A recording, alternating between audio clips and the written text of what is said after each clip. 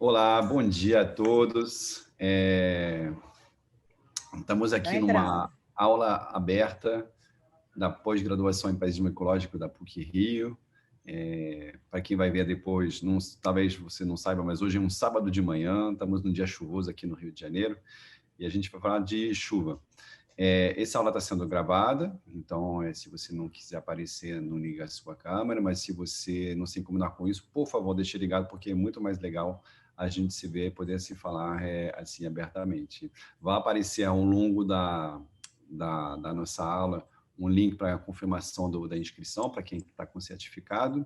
Desejo a todos uma boa aula, e eu passo a palavra para a Cecília para dar as bem-vindas à querida Viviane. Bom dia, gente. É muito legal ver uma sala cheia num sábado de manhã, né, para falar de desastre, para a gente falar, né, do que é o tema mais emergencial que a gente tem hoje. Num sábado, ver assim tanta gente, né, interessada nesse tema. E eu também gostaria muito que vocês abrissem a câmera para a gente poder ver vocês. Colocassem o nome de vocês, quem tiver com número ou, sei lá, apelido. Apelido pode ser, né? Mas assim, para a gente saber quem está falando, com quem que a gente está falando, né? Ver vocês, isso é super importante, né?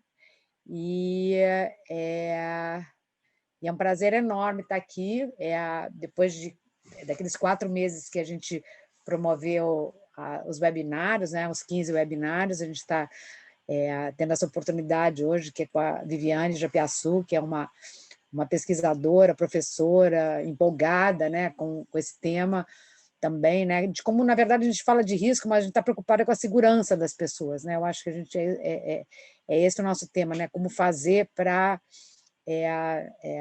adaptar as nossas cidades para que a gente não tenha os desastres que a gente está assistindo, né, hoje tem Nice, por exemplo, Pierre, lá na sua terra, Nice foi varrida pelas águas, pelo que eu vi de manhã. Então, vocês estão me vendo? Porque eu acho que eu devo estar Estamos parada te assim. vendo, sim. E o segundo desastre em 2 semanas, porque há pouco teve um deslizamento tipo Petrópolis lá, que varreu um povoado lá também, um Vale dos Altos, que acumulou assim aquela condição, né, de água, muita água precipitada no lugar, bairro em fundo de vale e lama passando por cima, né? E lá tem tudo assim, né? Nos Alpes, então, como é aqui na Serra também, né? Então, e o Rio de Janeiro já fica na beira, naquela planície. Vou fazer novo pedido para abrirem as câmeras, porque é muito melhor da gente se ver, né? Eu não sei se está com algum problema nas câmeras, mas eu só estou vendo a Veslane aqui e mais ninguém.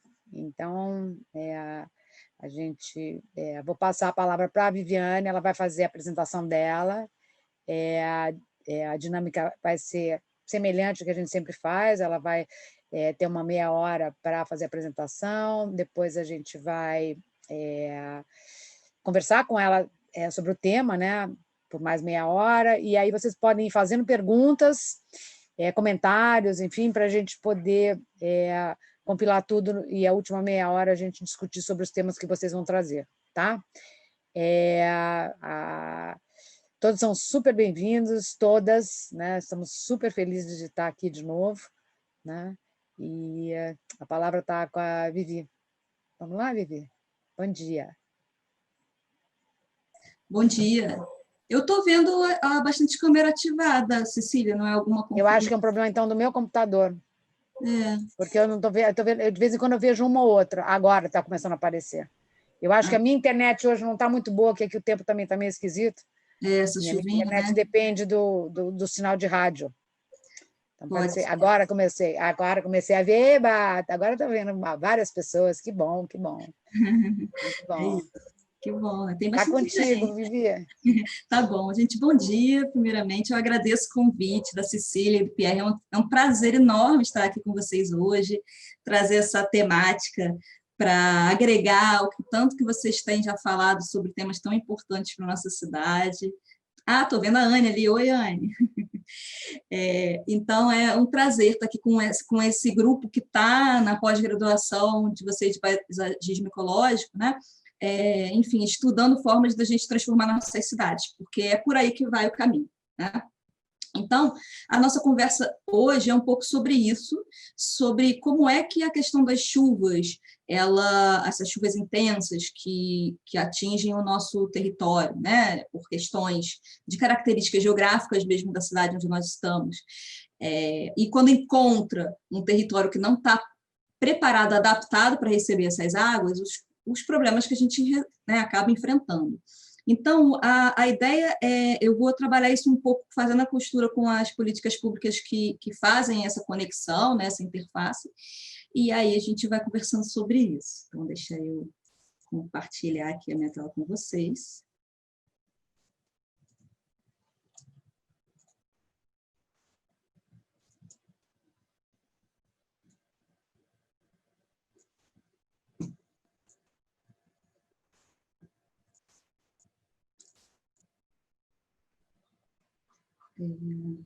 Só um segundinho, sumiu o botãozinho.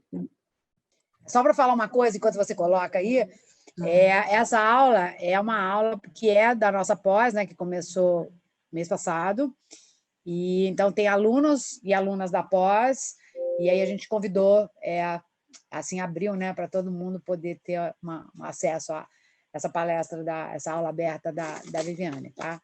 Então, a gente está com várias pessoas aqui, a Anne, a Nair, enfim, várias pessoas que são da pós, né, do curso, a Ellen, aqui com a gente, tá? Bem-vindas e bem-vindos.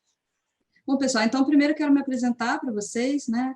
Eu sou Viviane Japiaçu Viana, eu sou pesquisadora em redução de riscos de desastres, fiz meu mestrado, meu doutorado nessa área, né? Um mestrado mais voltado para a área de riscos que a gente chama de tecnológicos, associados a produtos perigosos, e o doutorado mais direcionado para esses riscos associados às chuvas intensas, né? Os riscos ditos naturais, mas que, na verdade, se desdobram em desastres que não são somente naturais.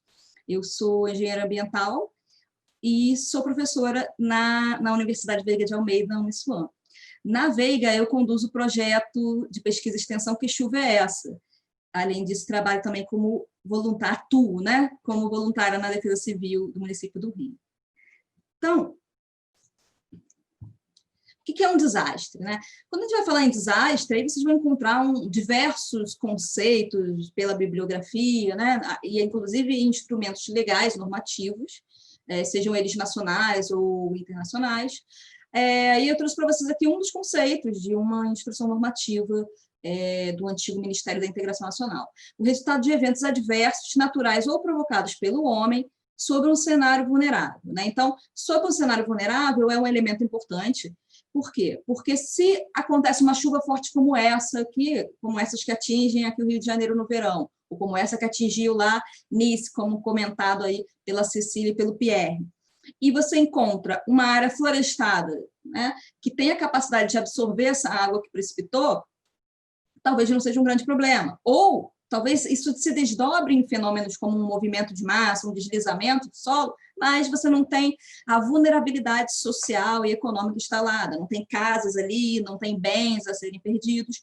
E aí a gente vai tratar de uma questão que é modificações no ecossistema, que fazem parte mesmo, né, dessa dinâmica de um ecossistema, e, em casos extremos, talvez precise de alguma ajuda nossa para fazer uma recuperação de uma área degradada ou algo nesse nível.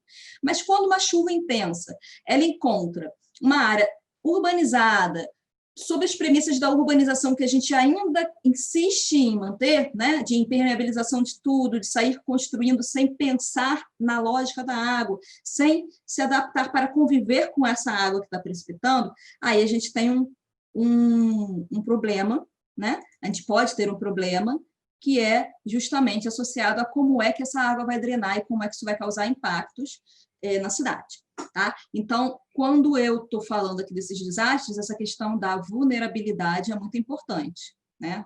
O cenário vulnerável.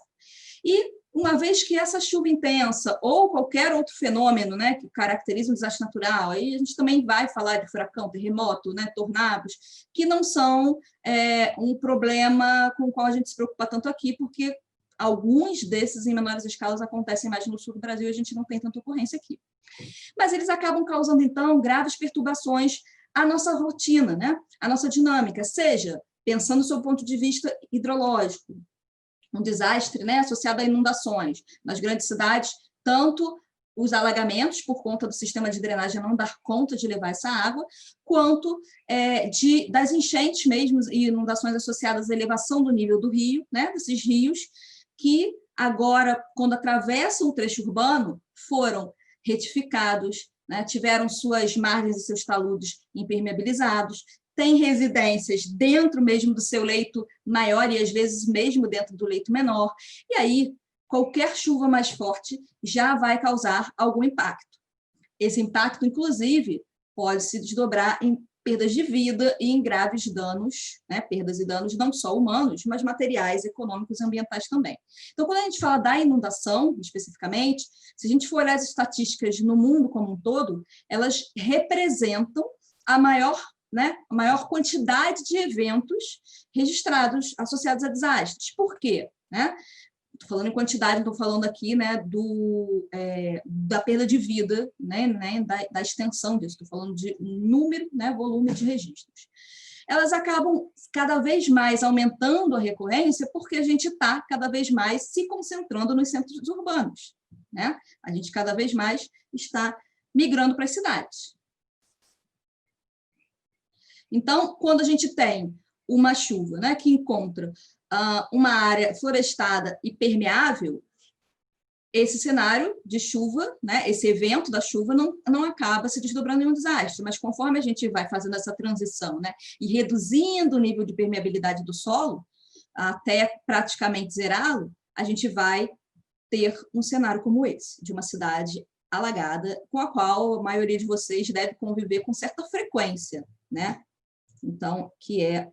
Deixa eu abrir aqui o chat. Tá. Com uma certa frequência, porque a gente acaba até acostumando, né? Ih, choveu muito, vai alagar, né? Para quem não mora nas áreas onde perde tudo, onde a sua casa ela é totalmente tomada por esse alagamento, como, por exemplo, a gente está vendo aqui, né, nesse cenário, você tem casas ocupando o leito do rio. O que é o leito do rio? É essa área que o próprio rio, né, que faz parte da dinâmica hidrológica desse corpo d'água, onde esse corpo d'água ele vai realmente expandir em determinados momentos, porque os canais de drenagem, né, rios, sejam eles quais forem rios, né, córregos, etc., eles estão modificando seu volume e a sua vazão em função do que está acontecendo nesse ciclo, né, nesse balanço hídrico que acontece na bacia hidrográfica. E aí, quando a gente ocupa essas áreas aqui, na verdade, a gente está ocupando o espaço de expansão desse rio, né? É falar um pouco que a gente não está respeitando o espaço privado desse rio. É como se você tivesse que ficar sentado o tempo todo assim, né, sem se mexer, porque se você se move um pouco, o que é natural, o que é necessário, tem alguém dominando o seu espaço. Então, é isso que a gente faz com os rios nas cidades. A gente domina esse espaço deles. E domina o espaço deles fazendo, né, exatamente essa desconstrução da sua característica natural. A gente pega um rio que tem meandros, que tem curvas, né? E que não é à toa, não é só a questão da beleza paisagística desses rios, né? Quando eles estão passando por aqui, né? E fazendo essas curvas, mas esse desenho natural do rio é fundamental para que ele possa estabelecer uma dinâmica, né? Uma hidrodinâmica e uma dinâmica dos sedimentos, né? Que está associada justamente a essas curvas, a esses meandros. Cada vez que o rio faz uma curva, eu tenho uma redução da velocidade, eu tenho uma deposição de sedimentos e por um lado e por outro eu tenho um pouco de erosão no outro. Então, o próprio rio ele é um organismo vivo, ele está sempre, né, em mudança. O seu leito vai sofrendo modificações ao longo do tempo, modificações que vão ser mais ou menos intensas em função do que acontece na bacia hidrográfica, mas esse desenho do rio, ele tem uma funcionalidade ambiental e hidrológica que a gente, às vezes, ignora. Então, a gente veio com esse cenário aqui, né, de pegar os meandros do rio, aterrar esse leito do rio e simplesmente retificá-lo. Por que a gente retifica? Por diversas questões, mas, sobretudo, questões associadas ao loteamento, à exploração imobiliária desse território, né? E a facilidade de construção em terrenos mais retos, valorização deles, enfim. Né? Não é tanto que eu quero discutir aqui, mas é uma tradição ainda, né? Embora tecnicamente e conceitualmente superado, embora se tenha clareza, né, de que essa não é a melhor estratégia, ainda vemos com muita frequência essa abordagem. E ainda vemos também, com frequência, a população buscar e querer essa abordagem, porque né, estou falando do cenário da gente aqui nas grandes metrópoles brasileiras, é o que as pessoas que hoje estão em idade de tomada de decisão, de voto, né, e de estar economicamente ativa, é o que elas acompanharam desde pequenas. Foi esse movimento que a gente viu acontecer. Né? Os rios naturais no meio da cidade, a gente associa isso a uma questão rural, uma questão, né, de falta de civilização, de falta de urbanização, e não é. Né? Cada vez mais se mostra que essa valorização, esse respeito à hidrodinâmica da bacia é fundamental. Então, a gente tem a bacia aqui só para caracterizar o desenho da bacia hidrográfica, né? Então, a gente tem a precipitação. Os divisores de água são, de maneira geral, as partes mais altas da bacia. A gente, então, entende que esses pontos mais altos se interligando vão definir o caminho que a água vai seguir uma vez que precipite. Porque essa água, né, uma vez que ela precipita, ela está seguindo um caminho associado à gravidade, né? Está drenando por gravidade. Então, a gente tem aqui os divisores de água da bacia hidrográfica, os rios vão se formando, né, das nascentes se juntando com outras e ganhando maior corpo, maior vazão, até formar os córregos, os riachos, e chegar num rio principal, que, de maneira geral, é o que dá o nome à bacia hidrográfica. Né? Então, bacia do Paraíba do Sul, bacia do Guandu, o rio principal, ou seja, esse que está aqui, encaixado no vale, né, naquela parte mais baixa da bacia, que está recebendo a contribuição de todos os outros da bacia, até desaguar em um outro rio de maior porte ou no mar, é o rio principal e que geralmente vai dar esse nome, né, ao qual a gente vai estar atento. Então, toda essa questão dos riscos de desastres, ela foi passando por uma evolução no mundo como um todo, em termos de abordagem. A gente, inicialmente, tinha uma abordagem muito enfocada na gestão do desastre, em dar resposta a um desastre, né? Uma vez que aconteça, o que tem que fazer, e aí era muito mais a mobilização em termos de defesa civil e forças armadas. A defesa civil, no Brasil, ela se estrutura a partir das forças armadas, e a gente ainda tem uma natureza muito militar na maioria dos locais, né? Seja na instância hoje federal, estadual, e aí não estou dizendo desse momento, desse governo, é como se estrutura no Brasil há anos, né? E a gente ainda está passando por uma transição em que, em alguns municípios e estados, a gente começa a ver, nos últimos anos, talvez na última década, uma estruturação a partir de concurso público, de seleção de servidores que vão trabalhar na defesa civil nessa pauta dos desastres, a partir de uma capacitação ou de uma dedicação específica a essa agenda. Né? Então, no mundo todo, a gente foi caminhando da gestão do desastre para a redução dos riscos de desastres. Porque, como eu falei para vocês, as inundações, elas representam, né? Aqui de um banco de dados internacional, que tem desastres do mundo todo, e a gente vê que as inundações, elas estão aqui, né, como o maior número de registros. Aqui é o que eu já tinha falado, né, só para mostrar contextualizado. A população urbana, a população mundial aglomerada nas cidades, com a tendência disso continuar crescendo cada vez mais, né? E a gente aqui no Brasil tem aqui grandes aglomerações, né, das grandes metrópoles também. Então, no mundo todo, as pessoas estão migrando para a cidade, o que significa que as inundações urbanas e que os desastres associados a essas chuvas fortes vão ser cada vez, né, um problema maior, um problema provavelmente mais recorrente, porque se vocês lembrarem lá do conceito do desastre, né, a gente vai considerar desastre quando esse evento de chuva encontrar uma população ou uma estrutura vulnerável, né, trazendo danos e prejuízos. E quanto mais pessoas se concentram no local, são mais pessoas que estão vulneráveis, né, expostas ao evento e, portanto, vulneráveis a esse desastre. A gente vai aumentando essa vulnerabilidade instalada na localidade. Né? Então, em termos de desastres associados ao clima, a gente tem aqui a inundação também em 2015, e esse padrão continua se mantendo, tá? Além de ser mais numerosa, se a gente for falar em termos de prejuízos econômicos, as inundações também, trabalhando com dados do mundo todo, são as que trazem mais prejuízos financeiros. Por quê? Porque a gente tem as inundações urbanas destruindo estruturas, parando a operação de indústria, de cidades, rotas de transporte importantes, né? Impactando a logística, impactando, então, a dinâmica econômica de cidades no mundo todo. Uma vez que a cidade inunda, tudo para, né? E isso tem desdobramentos sérios em termos econômicos, e não é à toa que as inundações urbanas são cada vez uma preocupação maior. Né? Se a gente for olhar aí, ao longo do tempo, a gente tem marcos, né? Marcos importantes em uma escala internacional que foram fazendo uma transição de paradigma, trazendo novos olhares e novas prioridades para a temática dos riscos de desastres. Então, a gente pode falar aqui, né, lá em 1990, quando foi declarado pela ONU a década internacional para a redução dos desastres naturais, um momento em que já tínhamos passados ali em 60, 70, 80 por grandes desastres, até não só os naturais, mas os grandes desastres como Bhopal, Chernobyl e outros, que mostraram para o mundo todo que precisava se olhar para isso tudo com mais cuidado. Em 94, uma primeira conferência mundial sobre a redução dos riscos de desastres, mas em 99 a ONU estrutura um escritório, né, um braço dela específico para tratar da questão dos riscos de desastres. Eles até mudaram o nome aqui, agora se não me engano, é DRR, né? Eles fizeram uma atualização desse nome recentemente. Em 2005, a gente tem o estabelecimento do Marco de Ação Diogo, com diretrizes para, no horizonte de 2005 a 2015, as cidades buscarem a resiliência.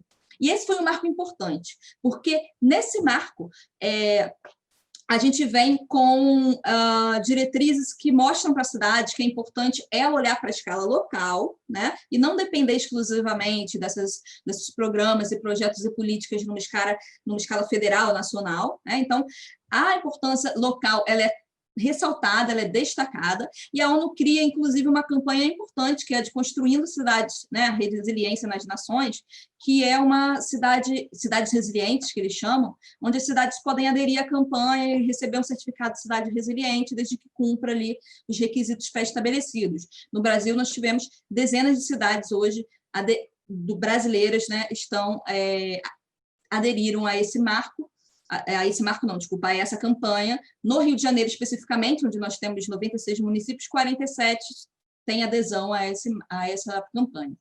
E em 2015, né, que é o marco internacional mais recente que trata da temática dos desastres, a gente tem o Marco de Sendai. O Marco de Sendai para a redução do risco de desastres no horizonte 2015-2030.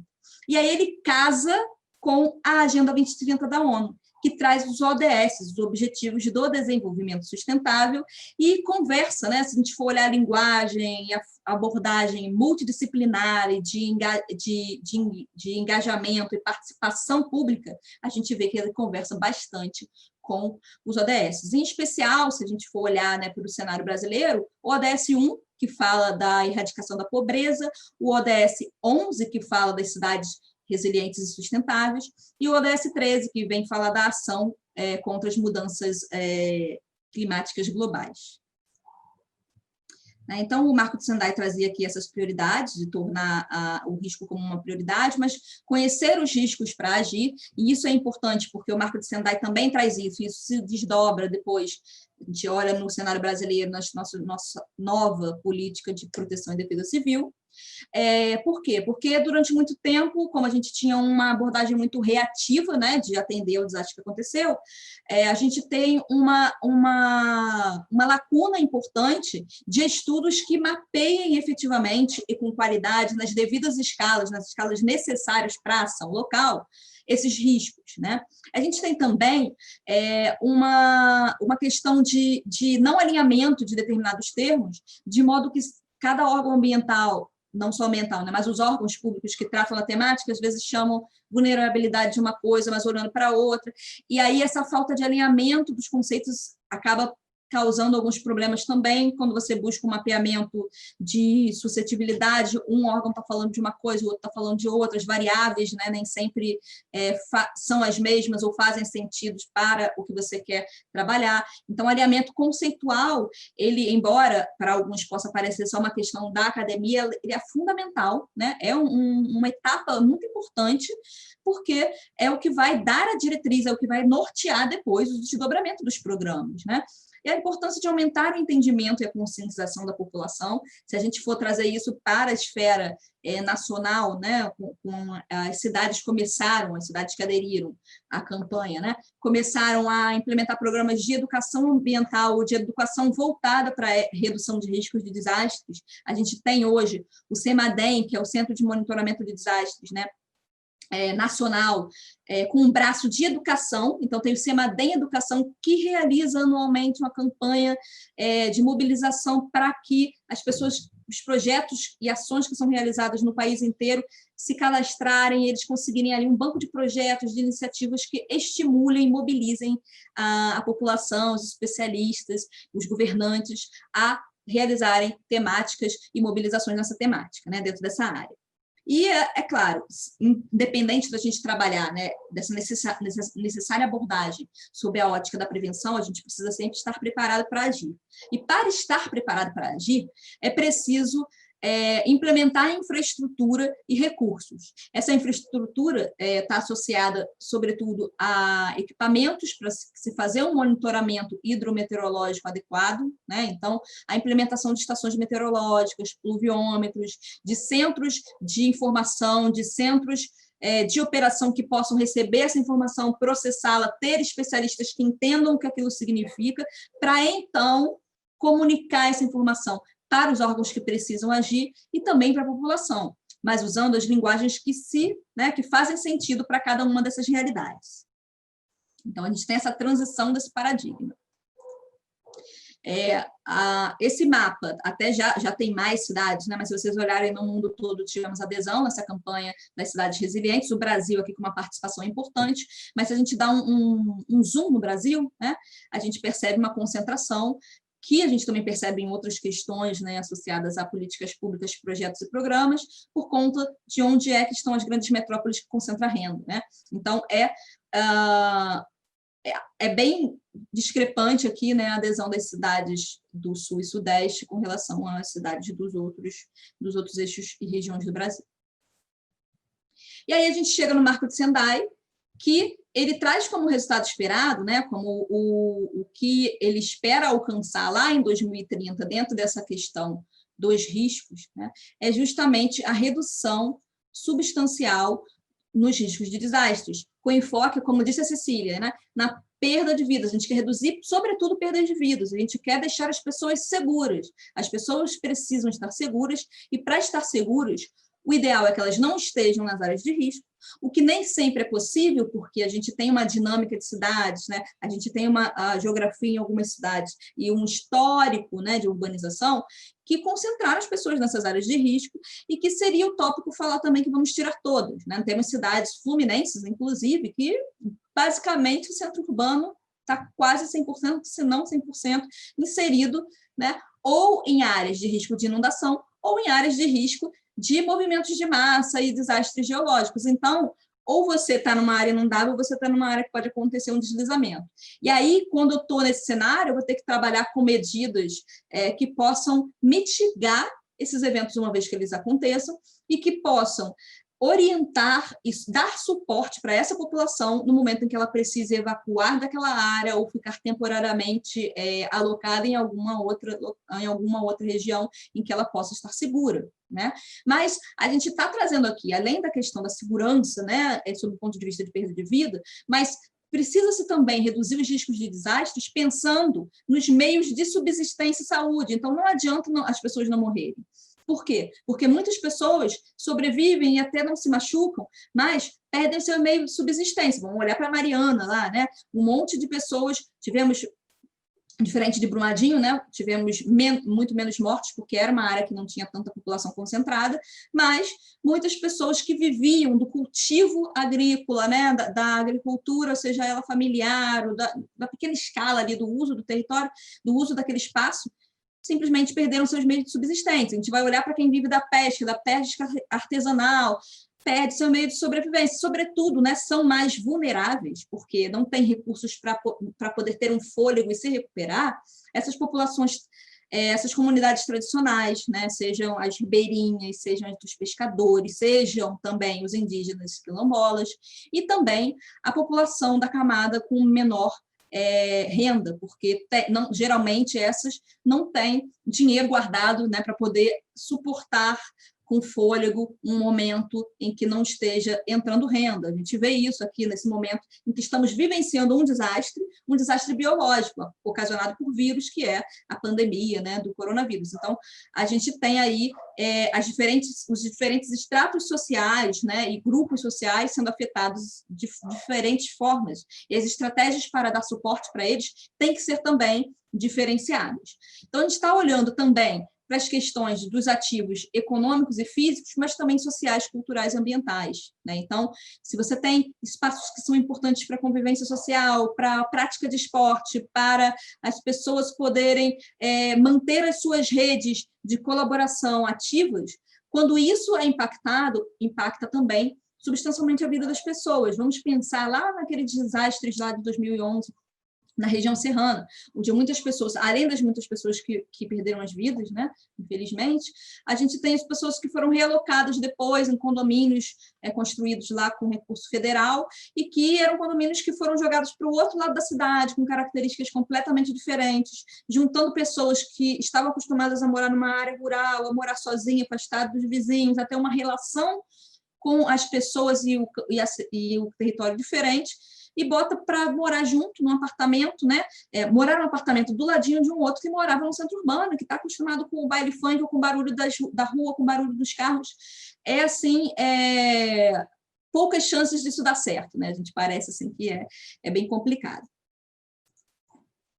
O que se busca, então, né, para a gente poder alcançar essa redução é prevenir novos riscos e reduzir os já existentes. Então, como eu falei, o que já existe, a gente vai tentar trabalhar dentro do que a legislação permite, dentro do que as medidas técnicas e os recursos disponíveis permitem, para minimizar.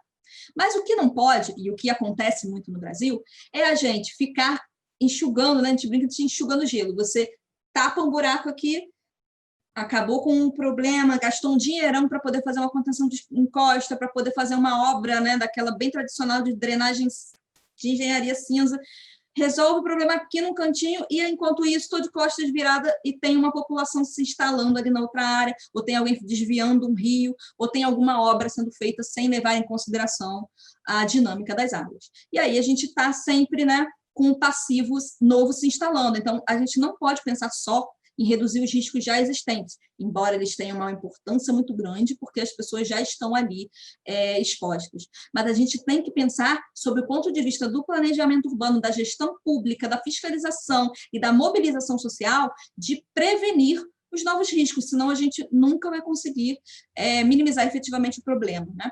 E, para isso, é preciso ter medidas econômicas, né, medidas que incentivem que a gente evite de implementar novos riscos. Aí a gente pode falar de várias políticas públicas, instrumentos legais, ferramentas de gestão, né? O pagamento de serviços ambientais, redução de IPTU para quem mantém uma parcela do seu terreno permeável, né? E uma necessidade, se a gente for olhar para o Brasil, há uma grande necessidade da gente ampliar essas medidas econômicas de incentivo, né?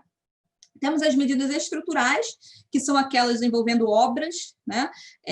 E que, por vezes, não tem como se fugir delas, porque a gente tem um problema instalado ali grave, que precisa ser resolvido, com grandes volumes a serem tratados, mas que não devem ser tratadas sob o ponto de vista apenas da infraestrutura cinza, obra, né, concreto, precisa ser trabalhado isso com uma lógica ambiental e social também. Medidas jurídicas, porque se a gente não tem segurança jurídica, a gente vai ter aí uma dificuldade dos órgãos que têm competência de fazer essa regulação conseguirem efetivamente impedir essa implementação ou até fazer sair quem está nas áreas de risco e ali não deveriam estar. A gente tem um problema desse, por exemplo, com a ocupação das faixas de marginais de proteção, né, as margens de rio, onde a gente tem vários instrumentos legais, tanto do SNUC, né, o Sistema Nacional de Unidades de Conservação, que estabelecem a possibilidade da criação de unidades de conservação com uma finalidade de preservação, né, dos ecossistemas, e o ecossistema aquático ele também está nesse contexto. E temos também lá do Código Florestal as APPs, né? As áreas de preservação permanente, sendo uma delas dedicada à proteção das margens de rio, para a gente garantir a proteção da mata ciliar, que tem esse papel de filtrar as impurezas, de segurar, né, de dar estabilidade, fixar o solo, evitando um maior aporte de sedimentos nesses rios. Mas a gente também tem a APP relacionada aos topos de morro e a áreas que têm grandes declividades e inclinações e que, portanto, têm um maior risco de serem objeto de determinados fenômenos como os deslizamentos de massa. E precisamos também olhar para avanços tecnológicos, o que existe disponível, né, que vai possibilitar uma melhoria no monitoramento, uma melhoria na operação, até mesmo no atendimento dos riscos, né, no atendimento dos desastres. E para isso tudo, é preciso ter uma estruturação de políticas institucionais, políticas públicas, mas também privadas, por que não também as parcerias público-privadas que sejam inclusivas, né? Inclusivas porque a gente tem que incluir a população, né, no sentido de participar, mas inclusivas também em pensar que, uma vez que um desastre aconteça, quem está mais vulnerável na área são as pessoas com deficiência, são os idosos, são as crianças e são as mulheres, são os grupos que são mais atingidos no mundo, né, se a gente for falar ali proporcionalmente, que são atingidos de forma mais grave, até mesmo por ter mais dificuldades de se recuperar, por não serem, de maneira geral, os detentores do poder econômico, e são os grupos que precisam ter um olhar diferenciado, mais cuidadoso. Né? Então, o Marco da São Diogo, que é o que está em vigor hoje e que tem aí direcionado e conduzido os atores globais, né, os atores políticos, no sentido de pensar a temática da redução de riscos de desastres nos países, ele traz essa questão da gente ter que promover as ações nas escalas local, nacional, regional, global. Então, não é para eu olhar só como, né, num debate super amplo, mas eu tenho que ir fazendo um recorte cada vez também mais local, porque quem sente as consequências do desastre são as pessoas que moram no local que está exposto, são as pessoas vulneráveis. Então, elas precisam participar do debate em alguma medida, dentro dos tópicos que cabem, né, e que há espaço para essa discussão. Eu não estou falando aqui que tem que chamar a população para fazer um cálculo de engenharia, mas é preciso pensar, né, em qual vai ser a finalidade de uso de uma área, por exemplo, que seja desapropriada e que agora vai ter uma função pública, porque senão eu trago ali, gasto dinheiro, né, gasto tempo e energia em medidas que não fazem sentido para aquelas pessoas, ou que não vão agregar todos os valores que poderiam ser agregados, sobretudo sob o ponto de vista de geração de renda e emprego também. Então, a gente precisa compreender o risco, e no Brasil a gente está compreendendo o risco a partir da realização de uma série de mapeamentos de suscetibilidade, de exposição, de vulnerabilidade, de risco, né? São os elementos que se somam para compor, né? São camadas que sobrepõem para poder compor a questão do risco, né? O fortalecimento da governança é necessário, de modo que a gente tenha servidores e profissionais que atuam na temática capacitados, mas também com os recursos necessários para poder lidar com esses cenários. O investimento na redução do risco, então a gente teve aí na última década, né, até mesmo por conta da dimensão dos desastres que houveram, programas de governo, um plano nacional de risco, um plano nacional de desastres que alocava recursos do governo federal para os municípios e estados poderem investir em infraestrutura, infelizmente ainda com muito foco na infraestrutura cinza, mas com, né, um investimento para isso, para que se pudesse recuperar ou minimizar os riscos nas áreas que estavam com alta vulnerabilidade. E a melhoria na preparação. E aqui eu esquematizo para vocês alguns desses grupos que eu comentei, né, dos grupos vulneráveis, que precisam ser levados em consideração. Então, a gente tem a sociedade civil de modo geral, as mulheres, idosos, crianças, pessoas com deficiência, mas também as ONGs, OCIPs, né, e as organizações da sociedade civil, que têm uma grande importância nesse papel e que muitas vezes são as protagonistas dessas temáticas, né, sejam com associação de moradores, seja com ONGs efetivamente, né, que muitas vezes abraçam essa temática e que vão conduzir programas e mobilização onde há uma lacuna de atuação do poder público. O setor privado, que precisa ser cada vez mais estimulado e chamado para participar desse debate, participar também do financiamento dessa pauta, Em outros países isso já está mais estruturado, e aí entra de novo na questão da regulamentação, talvez falte instrumentos legais que tornem mais atrativa a pauta para essas associações e empresas. Os meios de comunicação e entidades e organismos internacionais. Eu chamo a atenção também para os meios de comunicação, porque a comunicação do risco, né, temos profissionais da área de comunicação que estudam esse tema, né? A comunicação do risco. A gente ainda tem a imprensa, muitas vezes, trabalhando de forma muito sensacionalista, e se você, num dia que acontece um desastre, né? No Rio, em qualquer lugar, né? Eu não sei como é o Pierre, se lá na França é assim também, mas eu acho que é uma tendência no mundo, né? Acontece um desastre, você vai ver 50 reportagens onde você procurar, falando a mesma coisa de forma diferente, mostrando as fotos mais impactantes. E poucas trazendo efetivamente informações que vão ser úteis para quem está na ponta e precisa de suporte, precisa saber a quem ele vai recorrer, precisa saber como lidar com aquilo. Então, a gente tem um uso muito para buscar, né, telespectador e pouco para informar o cidadão. E a imprensa tem um papel importante nisso que deve ser abraçado, que deve ser colocado em ação.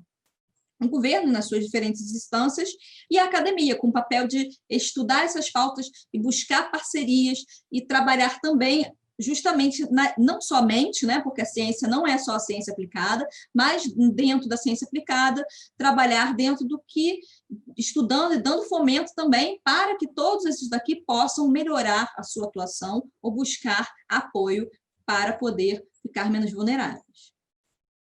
No cenário brasileiro, né, a gente tem uma ênfase também muito grande no gerenciamento de desastres, uma demora, mudamos a nossa abordagem um pouco depois do que os marcos internacionais, né? Então, em 2007, a gente tinha a Política Nacional de Defesa Civil, que trabalha o ciclo do desastre, mas também com muito enfoque em defesa, na atuação da defesa civil, efetivamente, né? Em 2010, com grandes desastres no Rio de Janeiro e cidades do Nordeste, chamaram a atenção para a necessidade de reformular o olhar e a abordagem da temática no Brasil. Em 2011, o mega desastre na região serrana, em janeiro, marca, né, a necessidade e a urgência de se repensar essa regulamentação. E aí a gente vem em 2012 com a Política Nacional de Proteção e Defesa Civil, que trabalha já com ênfase mais na redução de riscos de desastres, que trabalha, embora, né, o marco de Sendai venha só depois, em 2015, já está acontecendo aqui, nesse momento, uma discussão e análise dos resultados do marco Diogo. Temos representantes do Brasil também participando da plataforma global, das discussões a respeito disso. Então, a gente percebe aqui, no texto dessa lei, já um certo alinhamento com o que vai vir depois, né? As inundações, novamente, como eu já disse, né? No cenário brasileiro, se a gente for fazer um recorte para o cenário do Rio de Janeiro Estado ou do Rio de Janeiro Cidade, também vamos encontrar as inundações como o tipo de desastre mais recorrente.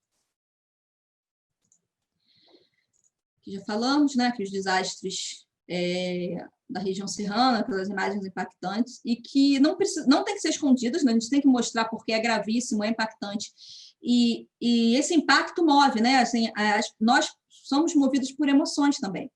Somos movidos por emoções, somos movidos pelo que agita a gente, né? Nem todas as pessoas, mas muitas pessoas são movidas assim. Então, os políticos vão se movimentar quando houver mobilização social. Muitas pessoas vão olhar para esse tema, né? O meu caso, o meu doutorado, ele foi pensado já voltado para os desastres naturais, justamente por conta desse desastre aqui, né? Porque me incomodou, falei, não é possível, tem que participar de alguma maneira da resolução desse problema, eu quero contribuir para resolver isso, porque é inaceitável esse tipo de cenário. Então, tira também da zona do conforto e coloca em pauta várias problemáticas, como a ocupação das margens de rio, vi aqui no chat vocês estão falando das APPs, né? A ocupação das encostas, e a necessidade do mapeamento, do conhecimento de quais são essas áreas, para que, a partir disso, se tome decisões, se incorpore esses mapeamentos no plano diretor e se pense como lidar com a temática. Então, esse foi um desastre assim, que impactou muita gente, porque de que temos registro foi o que teve maior número de afetados. Oficialmente, pouco mais de 900 mortos, extraoficialmente sabe-se que foram mais, mas que não se conseguiu, muitos ficaram soterrados e não foram encontrados até hoje. né? Então, na política brasileira, eu faço um recorte, né? Se vocês forem olhar também o ciclo do desastre, a gente tem diferentes propostas de estruturação. Isso aqui foi uma proposta que eu fiz na minha tese, mas tantas outras podem ser articuladas. Mas se a gente for olhar a redução do risco efetivamente, a gente tem a prevenção, que é evitar que ele aconteça, a mitigação, que é ações para poder minimizar os impactos, uma vez que o evento se manifeste, e a preparação, que é estar preparado para lidar com esse cenário, para poder atuar de forma a tirar as pessoas do risco ou deixá-las mais seguras. Então, quando a gente fala em prevenção, é necessário fazer mapeamentos, análises do risco, trabalhar sob o ponto de vista do planejamento e ordenamento territorial, e vocês aqui na pós também estão falando sobre isso já há bastante tempo, sobre diferentes óticas, eu assisti a algumas dos encontros de vocês também. A remoção e realocação de população, quando for possível, né? Não é uma obrigatoriedade e não é também uma possibilidade para todos os casos, né? Então, nem sempre essa aqui é a melhor solução, porque você também remove, gasta uma grana, tem toda uma dificuldade associada também aos entraves jurídicos, e aí depois não se toma cuidado e não se toma ações para evitar a instalação. Então, você tira pessoas e daqui a pouco são outras pessoas que estão chegando e, às vezes, inclusive, ocupando essa área de uma forma que é ainda mais perigosa sob o ponto de vista dos desastres. As obras tradicionais de drenagem entram aqui, mas precisam entrar combinadas com a drenagem sustentável e com o que alguns chamam de eco-RRD, que é a redução de riscos de desastre sob o ponto de vista ecológico. A gente pode dizer que as soluções baseadas na natureza entram aqui nessas duas caixas, né? Como mitigação, mas vão entrar também aqui no ordenamento territorial, quando você apontar quais são as áreas prioritárias para isso, né? Quando você pensar que talvez essa realocação não seja necessária, mas eu posso trabalhar medidas para essa população, junto com o poder público e a iniciativa privada, encontrar soluções para minimizar esse risco. E, sob o ponto de vista de preparação, fundamental ter a mobilização comunitária, que, de maneira geral, acontece via defesa civil, mas que, em alguns municípios, tem uma estrutura um pouco diferenciada. Por exemplo, no Rio de Janeiro, a gente tem uma característica das comunidades já terem um histórico de contato por conta dos programas de saúde da família, então os agentes de saúde acabaram também sendo capacitados para serem agentes não os agentes de defesa civil que estão lá atendendo o desastre, mas agentes com conhecimento sobre riscos e desastres, para quando estiverem caminhando na comunidade, né, fazendo os atendimentos, também já terem esse olhar de identificar áreas que podem ter um risco e reportar isso para que as medidas cabíveis sejam tomadas. Então, é nesse caminho da integração das políticas, né, e da potencialização e capacitação. Os planos de contingência, que são planos onde a Defesa Civil Municipal ela define ali o passo a passo, né, e quem são os envolvidos e como é que são acionados cada um dos envolvidos nessa temática, uma vez que comece a se desdobrar um cenário que pode evoluir para um desastre. A realização de simulados, porque eu tenho um plano ele prevê procedimentos que, às vezes, no papel funcionam e quando você faz rodar, ficou faltando ali, tem uma lacuna, tem determinados fluxos de comunicação que não funcionam, tem recursos que você achava que tinha, mas que não estão disponíveis. Então, esse é também um espaço que a gente que a gente precisa estimular, né? O simulado. Então, as defesas civis às vezes realizam, mas muitas vezes não conseguem a adesão da comunidade. É fundamental. O monitoramento hidrometeorológico, que a gente tem uma rede importante no Brasil, uma rede que envolve várias instituições, sejam elas públicas ou privadas, mas a ampliação do monitoramento nas áreas que estão mais vulneráveis, para que se possa também tomar decisões e, eventualmente, disparar sistemas de alerta e alarme direcionados para essa população. Porque se eu tenho, né, vamos pensar sob o ponto de vista do pluviômetro, que é o equipamento que mede ali o volume de chuva, ele está medindo o que está caindo em cima dele, né? Ele simplificando muitíssimo, ele é um copinho que está juntando a água e somando o volume que está chovendo ali por um tempo, né? Então, é volume por tempo. E aí, você está usando o único pluviômetro da cidade para disparar um alerta, para disparar um alarme no outro lado da cidade, não faz sentido. E aí você vai tirando a credibilidade, né, desse sistema. Então, a gente precisa que o sistema ele seja o mais efetivo possível, se não cai em descrédito e todo o investimento, né, vai por terra.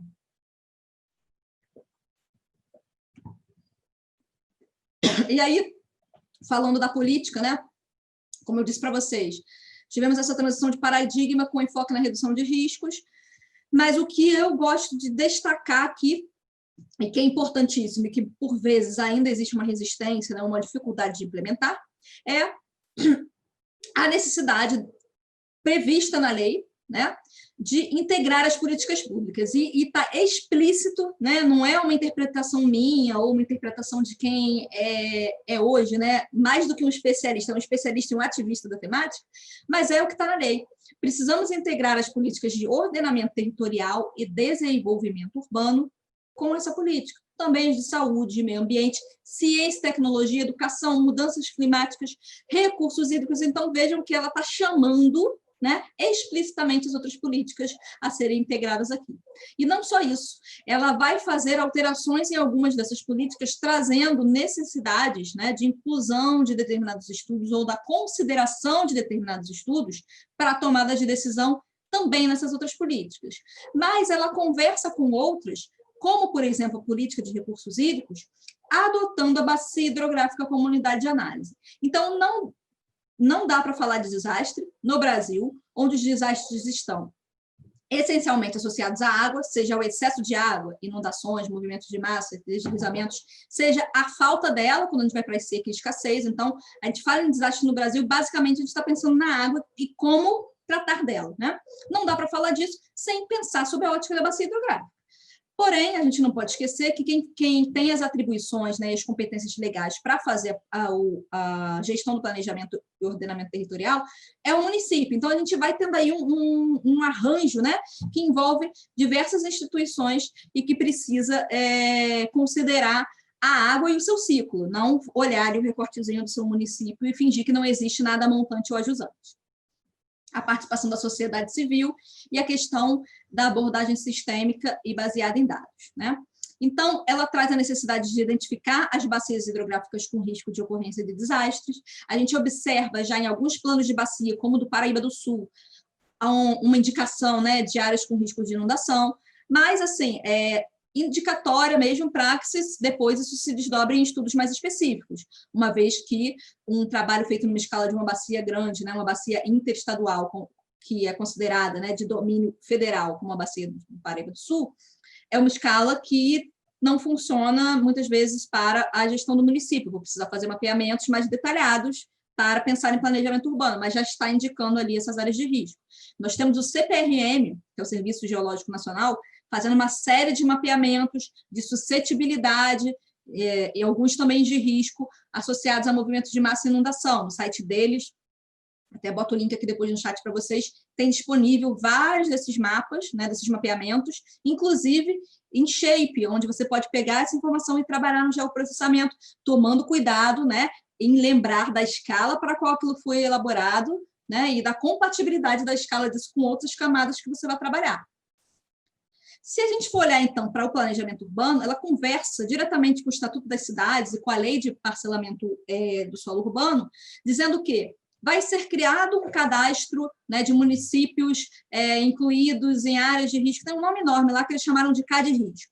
Esse cadastro, né, eu destaco aqui, que embora ele seja previsto nessa lei lá de 2012, ele não foi implementado, né, regulamentado, ele não foi regulamentado pela União, mas em paralelo, a gente tem o CPRM e o CEMADEM, né, fazendo esses mapeamentos, o CEMADEM já com indicação lá no site dele. O CEMADEM é um órgão, né, associado aí à esfera nacional, embora a gente também tenha um CEMADEM aqui no estado, né, levou o mesmo nome. O CEMADEM já faz uma indicação de, se não me engano, eu vi esse dado ontem, acho que são 871 municípios brasileiros destacados como prioritários por conta dos riscos. Então, embora não exista o cadastro regulamentado, você já tem ali uma indicação de um órgão federal colocando quem são esses municípios. E aí tem que se trabalhar, né, com como articular isso tudo.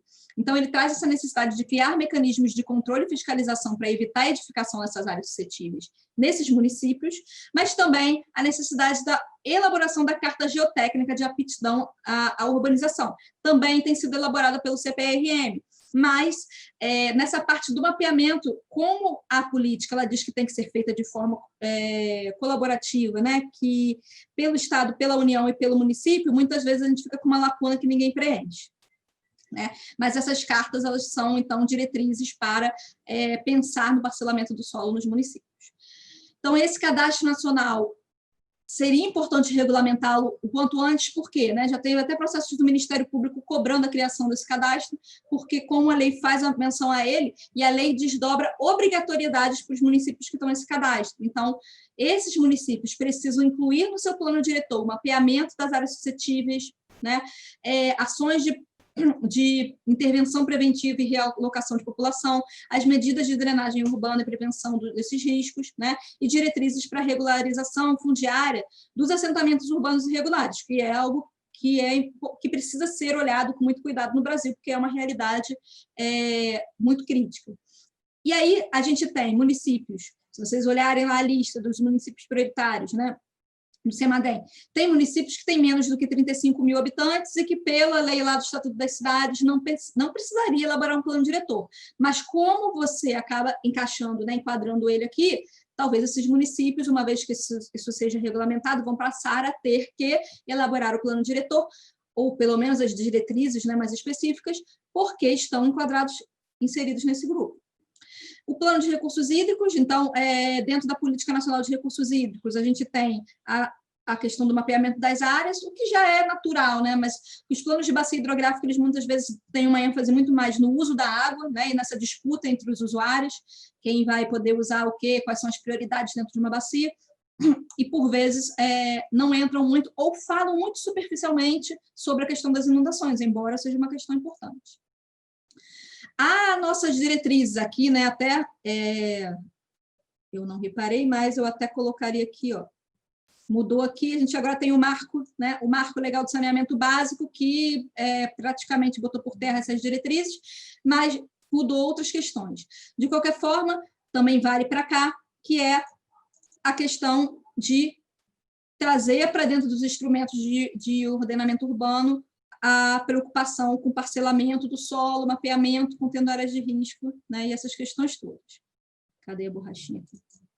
Na questão ambiental, né, na política, pensando sob o ponto de vista da Política Nacional de Meio Ambiente, a gente tem os instrumentos do licenciamento ambiental e do zoneamento ambiental, que têm outros objetivos, mas que é justamente sobre isso que a gente está falando, de integrar.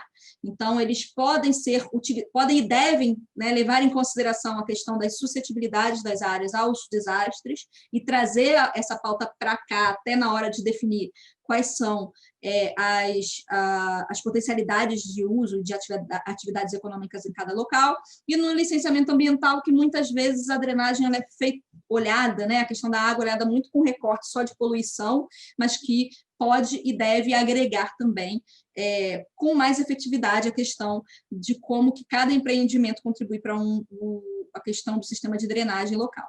E o Código Florestal, né, que embora se chame de novo, não tem nada de novo mais, né, que prevê as áreas de preservação permanente. Então, só para vocês olharem o desafio, né, a gente tem aqui diferentes recortes territoriais. Então, o Plano Estadual de Recursos Hídricos estaria olhando o Estado como um todo, num exemplo, né, qualquer. Esses recortes eles vão se adaptando àquela realidade. A gente teria um Plano Estadual de Recursos Hídricos olhando o Estado como um todo, um plano de bacia hidrográfica que olha só aquela bacia, né, e um Estado pode ter ali várias bacias no seu território. Os municípios, supondo que cada elipse dessa aqui é um município diferente, vários municípios espalhados, de alguma maneira, sendo cortados por essa bacia, com seus próprios instrumentos de plano diretor, de saneamento básico e outros planos municipais, que cada um, muitas vezes, só olha para o seu cantinho, né, para o seu polígonozinho aqui, para o seu território, mas que estão integrados. Então, o que esse município fizer vai, de alguma maneira, se o outro município está jusante, vai impactar. Né? Então, não dá para pensar drenagem urbana olhando só para cada município, né? Não dá para pensar em saneamento básico também olhando só esse recorte. Então, a gente tem ali uma estrutura, né, legal, institucional, que é complexa, que traz uma série de instituições envolvidas nisso tudo, e que é importante essa integração, essa conversa, e que essa temática ela venha dentro das diversas agendas que compõem a agenda pública, e não somente dentro do que está destacado em laranja aqui, que é efetivamente o que está mais diretamente associado à política de proteção e defesa civil. né? Então, aqui só um exemplo, né, da minha tese, quando eu olhei as iniciativas que emergiram, né, depois do desastre lá em Friburgo, Nova Friburgo, a gente observa que foram várias iniciativas, muitas delas até integravam, outras se sobrepunham no objetivo e que talvez poderiam ter sido executadas com mais efetividade ou ter sido melhor aproveitadas se houvesse uma conversa, né, e uma participação maior da população e dos agentes locais ou de integração entre esses agentes aqui, né? O que eu concluí lá é que faltou, muitas vezes, essa integração, uma política integrada, efetivamente, de redução de riscos de desastres, porque muitas vezes você tem várias ações isoladas e misturadas. Então, resumindo, né, quando a gente vai falar dos desastres associados à água e no Brasil, a gente tem importantes barreiras a serem superadas. O fluxo de informações não é claramente definido, e aí, Pierre, lá na França, a legislação que fala dos riscos de desastres, né, dos desastres, das catástrofes, ela estabelece um fluxo de comunicação claro ali. O Estado, o que é que o Estado que levanta, né, quais são os mapeamentos e estudos e informações que cabe ao Estado levantar, e o dossiê que o Estado tem que elaborar e obrigatoriamente encaminhar para, né, o poder local, o dossiê que é de informação para a população. Então, esse fluxo de informação, eu acho que deveria ser implementado no Brasil. Não necessariamente copiado da França, a gente precisa trazer as devidas adaptações e adequações, mas é preciso ter um fluxo de informação bem definido. Existe um subaproveitamento ainda de estudos e mapeamentos existentes. Nesse caso que eu falei para vocês, né, que eu avaliei lá, a gente via alguns daqueles mapeamentos que foram realizados não sendo aproveitados para o município que estava no momento de revisão do seu plano diretor, porque a comunicação e a transparência não era boa, então o mapeamento chega para eles, mas eles não entendem qual foi a metodologia utilizada. Por vezes o órgão que realizou não abre essa metodologia, né? Não tem transparência nesse sentido, e aí o agente público que está lá na ponta, que vai precisar tomar decisão em permitir ou não que uma indústria, que uma empresa ou que uma residência, né, se instale num local, isso tem desdobramentos em termos de recursos, né, financeiros e arrecadação do município, esse não se sente seguro em adotar aquela restrição para o uso do território. E aí a gente acaba ficando, né, com lacunas ou com uma flexibilidade muito grande na legislação, apontando só recomendações e não trazendo exigências. A vulnerabilidade à percepção e a resiliência da população muitas vezes não são consideradas. Então, eu não posso chegar em todas as comunidades e tratar como se fossem todas crianças que não têm conhecimento, que não têm bagagem e que não conhecem o cenário. Eles moram na área de risco, se adaptam muitas vezes melhor do que a gente pode imaginar, e é preciso entender quais são essas estratégias para, ou, se for o caso, fomentar e financiar essas estratégias, ou apoiar tecnicamente para que elas sejam mais efetivas, né, do que tentar inventar a roda. A falta de liderança para articular e integrar essas iniciativas, com cada órgão trabalhando dentro da sua agenda e muitas vezes sem uma figura que olhe para isso tudo e fale, olha, vocês precisam conversar, esse mapeamento que ele faz, o outro já está fazendo, então decide quem vai fazer, ou você contribui, né, de uma outra forma, porque é dinheiro público também que muitas vezes está sendo gasto de forma ineficiente, né, ou é retrabalho que está tendo. Falta de diretrizes claras quanto à ocupação de algumas áreas de risco de inundação. E a gente tem, então, desafios importantes para implementar essas diretrizes que eu falei para vocês lá do Marco de Sendai, que é o que está em vigor numa escala global para tratar do tema, né? E a gente precisa, então, aliar essa temática dentro da gestão de uso e ocupação do solo de forma mais efetiva e não tão pontual como acontece, né?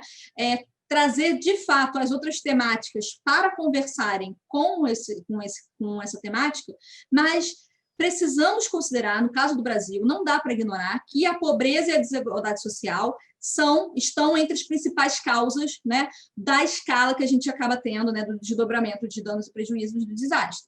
E não é colocar a culpa no pobre porque ele faz isso ou aquilo, né, mas entender que isso é uma questão sistemática e que precisa ser trabalhada com instrumentos financeiros, políticos e de gestão. Então, precisamos fortalecer esses arranjos locais, incluindo, inclusive, parceiros da população, né? E aproveitar as possibilidades de cooperação internacional. Então, já há algum tempo, o Brasil tem aí acordos firmados com instituições importantes do Japão, dos Estados Unidos, da Alemanha, e que muitas vezes trazem a experiência deles, né? As lições aprendidas e os conhecimentos e técnicas que estão surgindo lá a partir de um aprendizado que eles já passaram pelaquela curva de aprendizado e vão trazer para a gente uma colaboração para construirmos o que às vezes estamos começando do zero, né? Não é porque a Europa, os Estados Unidos, ou não sei quem sabe mais ou menos, mas é porque eles muitas vezes já passaram por aquele cenário ou já estão olhando com mais cuidado para aquela questão há mais tempo. Então, a gente não pode ignorar e tentar começar do zero, né? Acho que é importante essa integração. E outra questão que eu acho importante, né? Outras duas questões que eu acho importante aqui serem destacadas é a necessidade de uma melhor regulamentação relacionada a investimentos privados e recursos financeiros e os seguros, né, essa parte toda dos seguros voltados para desastres, né? Então, a gente precisa cuidar disso tudo e considerar os ecossistemas naturais, tá? Para que a gente tenha tomadas de decisão efetivas e multidisciplinares. Ufa, né? Falei muito, acho que passei meu tempo aqui, né, Cecília? Pô, foi muito bom, cara. Aqui os comentários aqui não deu nem para te dar o aviso. Normalmente a gente dá uma fase de 5 minutos, né? Não deu, porque realmente foi assim, um conteúdo super rico. Acho que você amarrou muitos assuntos interessantes e urgentes, né? Emergenciais. Agora o verão chegando ainda, eu acho que a gente vai assistir desastres, né? É certo, né?